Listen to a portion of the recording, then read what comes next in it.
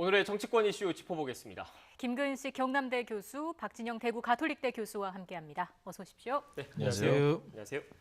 지금 어제 오늘 정치권의 가장 큰 화두 아무래도 최재형 전 감사원장의 국민의힘 입당이지 않을까 싶은데 여권에서 바라보는 최 전 원장의 국민의힘 입당 결국 정치적 중립성 훼손 또 배신 이런 단어로 축약할 수 있겠습니까? 그렇죠.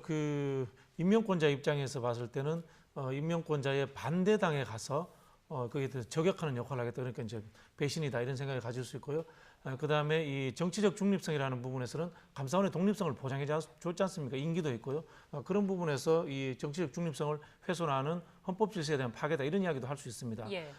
왜냐하면요, 사실은 이분이 한 1년 전부터 탈원전에 대해서 반대한다는 입장을 가져왔고 탈원전 이 정책에 대한 감사도 진행해 왔습니다. 그렇다면 그때 사표를 내고 갔어야 되는 거 아닌가요? 그랬더라면 이런 비판은 저는 적었을 수도 있다고 보는데 그 기간 동안 충분히 감사원장이라는 자리를 활용해서 국회에 나와서 반대 입장을 충분히 밝히고 때로는 또 현직에 있는 동안에 대선 후보 여론조사에 올라가서 여론조사에 자기 이름이 올라가서 지지도가 나오기도 하고 이런 일들이 있었습니다. 이렇기 때문에 여기에 대해서 더 좀 분노하기도 하고 비판하기도 하는 겁니다. 네. 반면 야권에서는 최재형 전 감사원장이 이렇게 정치 활동을 하게 만든 원인을 좀 집중적으로 부각을 하는 것 같습니다. 그러니까 윤 전 총장과 달리 최재형 원장은 사실은 감사원장직을 수행하면서 정권이나 권력으로부터 탄압을 받았다는 느낌은 사실 많지는 않잖아요. 그러니까 이제 윤 전 총장과 달리 정치적 중립성 훼손한 게 아니냐 이런 이야기가 나올 법합니다. 근데 아마 제가 생각할 때는 최 원장도 그걸 충분히 감수하고 신속한 행보를 통해서 어차피 받아야 될 비난이라고 한다면 그걸 감수하고 지나가겠다는 지금 이야기인 것 같고요. 그래서 이제 그 부분의 논란은 저는 어떤 의미에서 간에 저는 감내해야 될 부분이라고 생각을 합니다. 이제 문제는 이제 우리 박 대변인 말씀하신 것처럼 그럼 여권에서 볼 때는 그런 좀 배신 또 이런 식의 정치적 중립훼손이라는 게 할 수가 있는데 또 야권 입장에서 본다면 그 원인 제공 말씀하셨습니다만 그 논란을 감수한 다음에 그러면 지금 문재인 정부가 지금 야권의 유력한 후보로 거론되는 세 분 다 지금 문재인 대통령이 임명하신 분들이잖아요. 검찰총장, 감사원장, 경제부총리이기 때문에 이런 식의 어떤 사상 유례가 없는 상황이 도대체 누구 책임인가? 물론 그렇기 때문에 정권에서 나와서 바로 야권 후보로 가는 것도 논란의 여지가 있지만 그런 것들을 만들어내는 그런 문재인 정부는 도대체 어떤 정부인가에 대한 기본적인 아마 원천적 질문을 야당에서 할 수밖에 없을 것 같습니다. 예, 관련해서 이준석 대표가 이렇게 실제로 얘기를 했습니다. 최 전 원장이 원장직을 수행하지 못하게 공격한 집단이 어디인지 국민은 모두 안다. 비난받을 사례가 아니다. 라고 이야기를 했고요. 보시는 것처럼 황보승희 수석 대변인도 현재 경찰 신분으로 버젓이 총선에 출마한 황운하 의원이 소속된 민주당이 공정성과 중립성을 운운할 자격이 있는지 스스로에게 물어보라. 이런 이야기를 하기도 했습니다. 이렇게 좀 공방이 계속 이어지고 있는 상황인데 현 정부의 검찰총장, 감사원장 출신이 대권에 도전한다는 의사를 밝힌 상황에서 김종인 전 국민의힘 비대위원장이 오늘 아침에 이런 평가를 내놓았습니다. 관련된 녹취 함께 듣고 이야기 이어가겠습니다.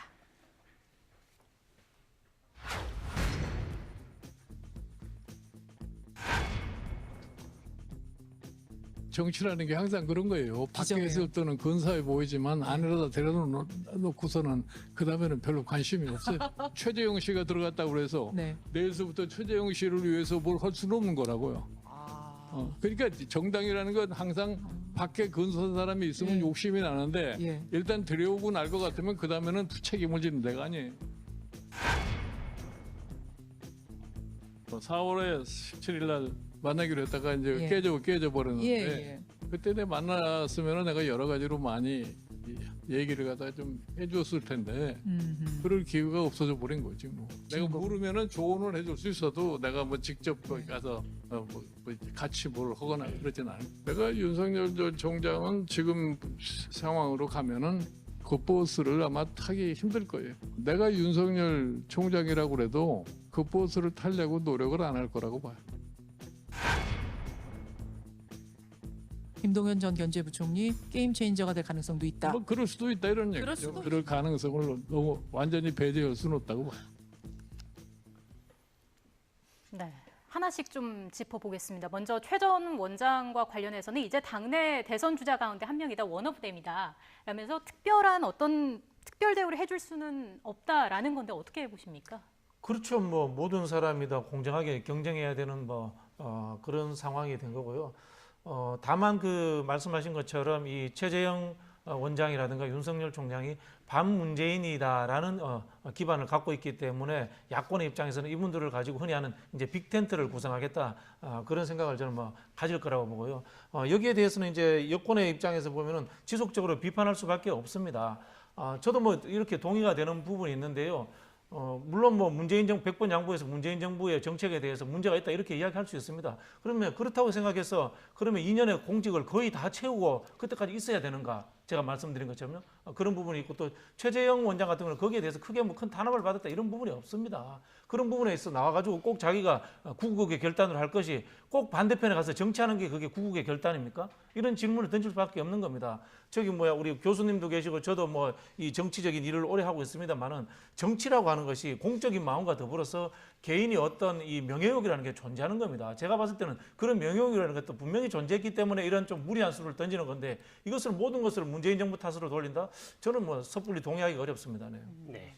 일단 지금 국민의힘 관련된 이야기가 나왔으니까 그 부분을 좀 질문을 드릴게요. 결국 김종인 전 위원장의 이야기는 최재형 전 감사원장이 입당을 한다고 그래서 다른 국민의힘 내부의 주자들이 있기 때문에 특별 대응을 할 수 없을 것이다 이런 원론적인 얘기이긴 한데 현재 국민의힘 내부 경선은 민주당과 달리 결선 투표제가 대선에서는 없는 거지 않습니까? 그렇습니다. 지금 당원 당규상은 결선 투표제가 없습니다. 네. 그러나 이제 경선관리위원회가 있고 실제로 선거관리위원회가 뜨면은 또 규정을 바꿀 수도 있습니다만 지금은 이제 그런 제도가 없고요. 네. 그렇기 때문에 저는 김종인 전 위원장이 지금 3명의 후보에 대해서 사실 관전평을 한 거잖아요. 근데 저걸 잘 뜯어보면 김종인 위원장 본래 이제 항상 말씀하시는 그 투가 그 쓴소리를 좀 합니다. 그러니까 최재형 원장에 대해서 꽃가마는 끝날 것이다. 입당하는 순간. 그 이야기는 뭐냐면 입당을 잘했는데 입당 후에는 본인이 개척해서 본인이 찾아가야 되는 게 정치라는 것을 쓴소리를 충고하고 있는 겁니다. 그래서 본인이 스스로가 경선 과정에서 어떻게 자기 스스로가 자기의 어떤 존재감을 과시할 수 있을지를 노력을 해야 한다는 이야기를 좀 어드바이스를 한 거고요. 김동연 부총리에 대해서 뭐 게임 체인저가 될 수 있는 걸 배제할 수 없다는 이야기는 높이 평가한 게 아니라 그쪽도 한번 가능성이 있을 수 있다라고 하는 긍정적 평가를 좀 굉장히 소극적으로 한 거라고 보이고요. 윤석열 총장에 대해서는 뭐 4월달 만나려는데 깨졌는데 지금이라도 만나자면 만나서 내가 조언을 해주겠지만 내가 찾아가서 만날 필요 없다. 그 이야기는 뭐냐면 윤석열 총장은 이제는 들어오기 힘든 상황인 것으로 판단이 되니 당 밖에서 그러면 문제는 지지율이다. 그 지지를 계속 유지할 수 있도록 노력을 해봐라. 그리고 지지를 유지한다고 한다면 막판 단일화가 있기 때문에 그것도 가능하다는 것을 굉장히 우회적으로 저는 조언을 한 거 있다고 생각을 합니다. 교수님, 그 외부 주자 영입과 관련돼서 중요한 부분이기 때문에 교수님께 추가적으로 좀 질문을 드릴게요. 앞서 간단하게 말씀해 주시긴 했는데 민주당 같은 경우에는 과반 득표자가 없으면 1, 2위 간의 결선 투표제가 있는데 현재 국민의힘은 없는 거지 않습니까? 그런데 또 현재 그 경선 구도 그 룰을 보면 일반 국민 여론조사와 그다음에 이른바 당심 50대 50이잖아요. 그런데 이 5대 5 구조 그리고 결선 투표가 없는 구조 때문에 외부 인사들이 국민의힘 안에서 제대로 그 어떻게 보면 기반을 구축하기가 힘들 것이다. 국민의힘에 들어오는 게 힘들 것이다. 이런 지적들이 계속 나오고 있어요. 그래서 이 룰 자체가 좀 변경될 가능성이 있지 않느냐라는 얘기가 꾸준히 나오고 있는데 거기에 대해서는 어떻게 생각하십니까? 그 부분도 당내에서는 지금 열려진 가능성이 있다고 생각을 해요. 지금 이제 경선관리위원회가 꾸려져서 오늘 오후 2시에도 제가 회의하는 걸로 알고 있는데 그 경선관리위에는 그 경선의 룰을 빼고는 다 경선관리위원회에서 일단 규정을 정하게 돼 있습니다. 그리고 이제 후보군들이 다 8월 말까지 이른바 버스에 다 타는 게 확정이 되면 그 다음부터는 이제 선거관리위원회가 따로 떠서 선관위에서 경선 룰에 대한 구체적인 것들을 논의를 할 거라고 보고요. 지금 앵커께서 말씀하신 것처럼 외부 인사들이 들어왔을 때 불이익을 당하지 않을 정도의 합리적인 방안들을 논의를 할 겁니다. 그리고 그게 5대 5, 그러니까 여론조사 5, 당심 5라고 하는 거. 그다음 결선 투표가 있느냐 없느냐의 문제가 외부에서 들어오는 분이 내가 섣불리 들어가서 내가 이길 수 있을까라고 하는 그런 의구심이 들 수 있다 한다면 그 부분도 얼마든지 문호를 개방해서 그 열려진 가능성 속에서 논의를 할 수 있다고 생각합니다. 네, 교수님 죄송합니다. 추가적으로 질문 답변 기회를 더 드리겠습니다. 그럼 추가로 하나 더 드리면 이 경선 룰 관련해서 아직 윤석열 전 총장은 외부에 있는 거지 않습니까? 그리고 이준석 대표 같은 경우에는 8월에 경선 버스 출발한다라고 계속 얘기를 하고 있기 때문에 이 8월 경선 버스 출발하기 전에 그 윤석열 전 총장은 다른 야권 주자들이 들어갈 수 있도록 룰이 바꿔질 가능성도 있다. 이렇게 보면 되는 겁니까? 그 부분은 이제 이준석 당대표 입장이 8월 말 9월 초에 정시 출발론을 지금 고수하고 있고 당내에서도 이미 우리 당내 출마를 선언한 분이 있고 또 최재형 원장이 와 있기 때문에 그리고 8월 말 9월 초면 아직 시간이 한 달 이상 남아 있기 때문에 저는 8말 9초라고 하는 정시 출발론 자체가 당에서 이제 이걸 좀 더 밀어보자라는 식의 이야기는 아직 나올 때는 아니라고 보고요. 상황을 좀 지켜봐야 될 것으로 봅니다. 네, 알겠습니다. 여론조사도 좀 살펴봐야겠습니다. 최근 윤 전 총장의 지지율이 하락 추세를 보이고 있는데 지금 저희가 그래픽을 통해서 보여드리고 있는 것처럼 윤석열 전 총장 리얼미터 조사로 넉 달 만에 20%대로 내려왔고요. 2위 이낙연 지사와의 격차도 1.4%포인트로 좀 좁혀졌습니다. 그 이후로 중도층 표심을 좀 주목하는 분석이 있는데 교수님 어떻게 보세요? 뭐 그런 측면이 있는 것 같습니다. 리얼미터 조사가 이제 ARS 조사이기 때문에 저는 뭐 크게 정확치는 않다. 그렇게 생각을 하는데요. 이 보통 이제 정치권에 대선 후보급이 나오면 이제 검증을 받게 됩니다. 첫 번째 받는 게 이제 정체성 검증입니다. 정체성 검증인데 이 윤석열 총장이 최근에 이 출마 선언 이후에 보인 행보는 거의 누가 그렇게 평가하더라고요. 새로 나온 황교안. 그 정도로 이제 태극기 발언에 가까울 정도로 좀 오른쪽으로 가다 보니까 중도층이 실망한 측면이 있다. 예. 뭐 그렇게 보여주고요. 두 번째는 실력 검증입니다. 메시지 실력이라든가 이런 것들을 보면은 홍준표 우리 전 대표가 그 이야기 했습니다.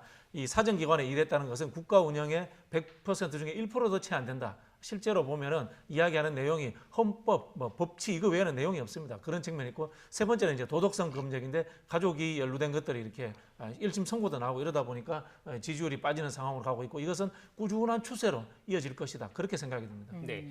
교수님께 추가 질문이 형평성을 위해서 예, 아직 안 네, 일단 앞서 그 교수님께서 윤석열 전 총장이 앞서고 있는 ARS 조사 결과라 뭐 정확치 않다 이런 취지의 말씀을 해주셨는데 그렇게 분석하는 이유가 있습니까? 이제 보통 이 ARS 조사를 하게 되면요. 사람들이 깊이 생각하는 것보다는 그 전주의 이슈, 그게 나쁜 이슈든 좋은 이슈든 귀에 익은 사람에 대해서 선택하는 경향이 있습니다. 그런 측면이 있고 또 한편으로는 반대로 또 표현이 그렇습니다만은 이 나이라든가 성별 이런 것들에 대해서 확인이 불가능하지 않습니까? 의도된 사람들이 의도적으로 이렇게 누군가를 호명해 줄 수 있는 그런 측면이 있기 때문에 제가 봤을 때는 오차가 많이 난다 이렇게 봐야 되고요. 면접원 조사는 상대적으로 우리가 1대1로 면접을 하듯이 전화로 하게 되면 훨씬 더 숙고하게 되는 그런 경향이 있습니다. 네. 네, 지금 관련된 그래픽이 나가고 있는데 좀 크게 띄워주시겠습니까? 쉽게 얘기해서 ARS 조사 같은 경우에 저희가 뭐 콜센터나 이런 것도 보면 그냥 기계음이 쭉 네. 들리는데 그거를 듣고 끝까지 들은 다음에 어떤 후보를 지지하는지 찍는 거지 않습니까? 그리고 이 조사원 같은 경우에 사람이 직접 통화해서 하는 건데 보시는 것처럼 ARS 조사 같은 경우에는 윤석열 전 총장이 이재명 지사보다 상대적으로 더 높게 나오는 경향성을 보이고 있고 지금 조사원 통화 같은 경우에도 그 격차 물론 지금 현재 이 지금 그래픽에서는 윤 전 총장이 모두 앞서고 있지만 격차는 지금 상대적으로 더 좁혀져 있잖아요. 조사원 통화 같은 경우에는 어떤 이유가 있다고 보세요?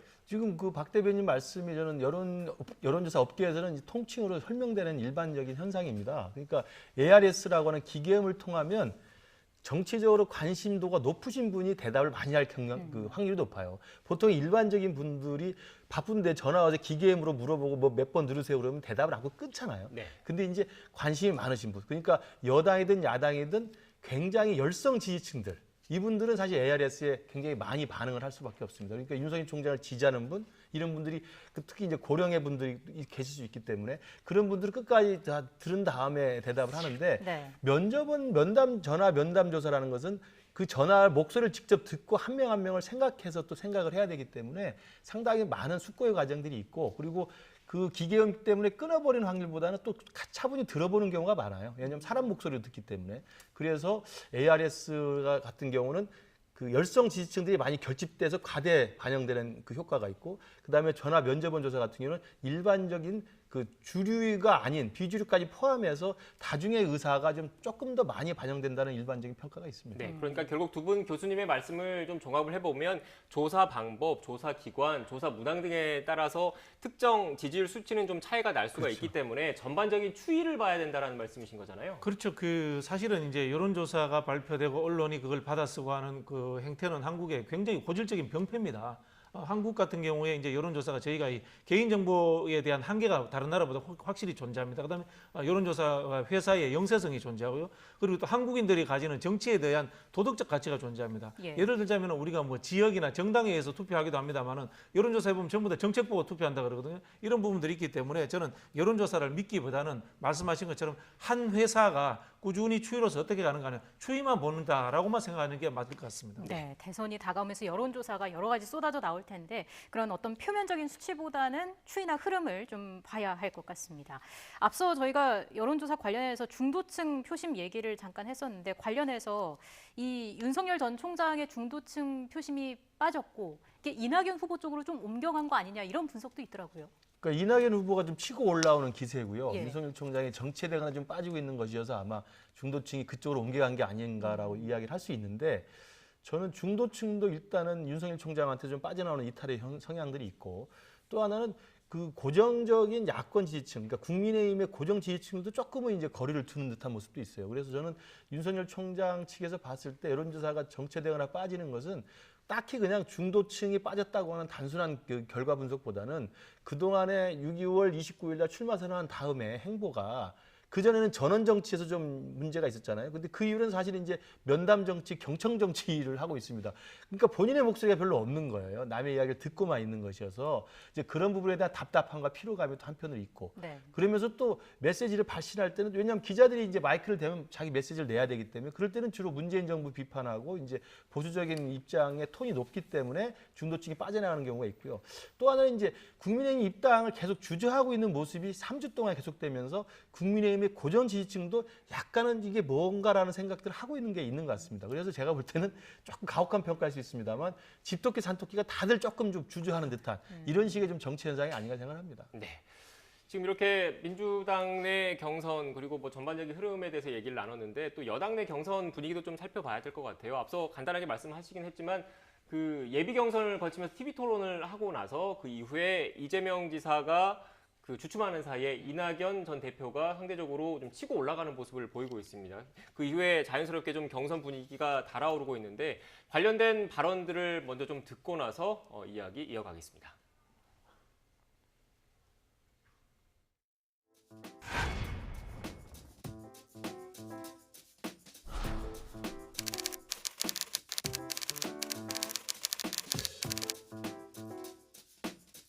민생에 관한 거 있지 않습니까?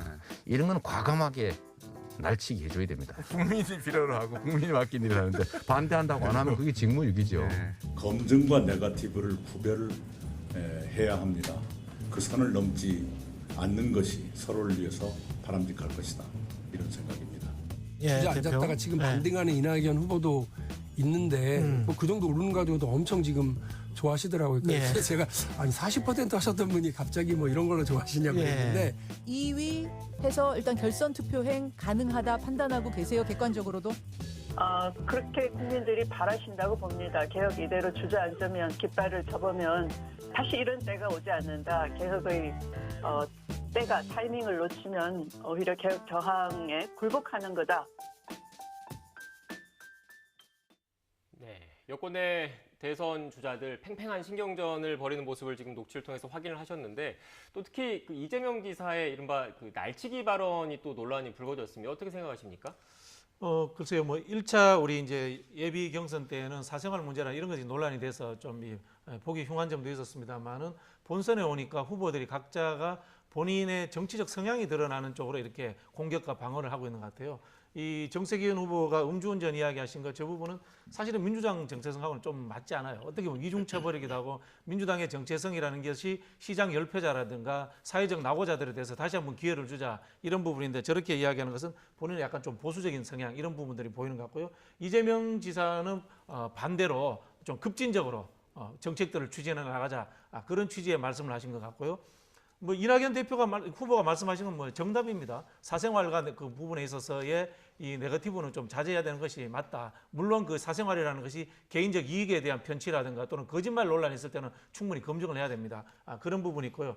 저는 그 이 본선 경선에서 민주당 그 후보들 사이에 논쟁이 되는 것은 재난지원금의 전국민 지원 문제 이것이 아마 논쟁이 될 것 같아요. 세 분은 찬성을 했고 세 분은 반대를 했거든요. 이게 또 민주당 내에 약간 진보적인 입장을 가지는 분, 약간은 또 보수적인 입장을 가지는 분 이렇게 갈려져 있기 때문에 그런 정책 이슈를 가지고 서로를 검증하는 것들이 민주당의 흥행을 위해서 저는 좋지 않겠나 그런 생각이 듭니다. 네, 제가 질문 드린 거는 그 이재명 경기지사 재난지원금 날치기 발언 어떻게 생각하는지였는데 이렇게 보면 되는 겁니까? 김 빠진 사이다에 다시 김을 채우는 과정이다 이렇게 해석하는 시각도 있더라고요. 뭐 그렇죠.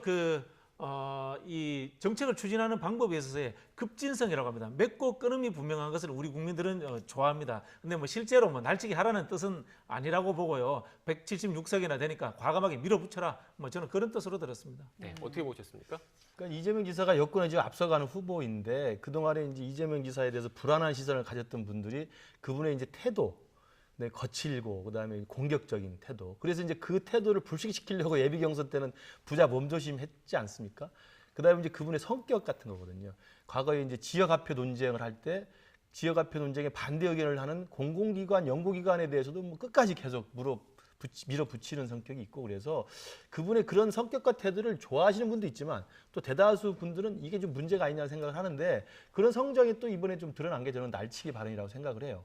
이 날치기라는 것은 같은 표현을 하더라도 저 정도의 여권의 일이 주자면 날치기가 아니라 그냥 강행 처리 내년 단독 처리라고 하면 됩니다. 근데 날치기 통과해야 된다고 날치기라고 본인 스스로 하기 때문에 조금 더 한 번 더 생각하시는 버릇이 필요하다고 생각이 들고 저는 조금 더 놀란 게 뭐냐면 저 날치기 통과 발언이 맥락이 뭐냐면 기재부에서 반대하는데 그럼 기재부 반대도 그냥 180석 있으니까 날치기 해도 된다는 거거든요.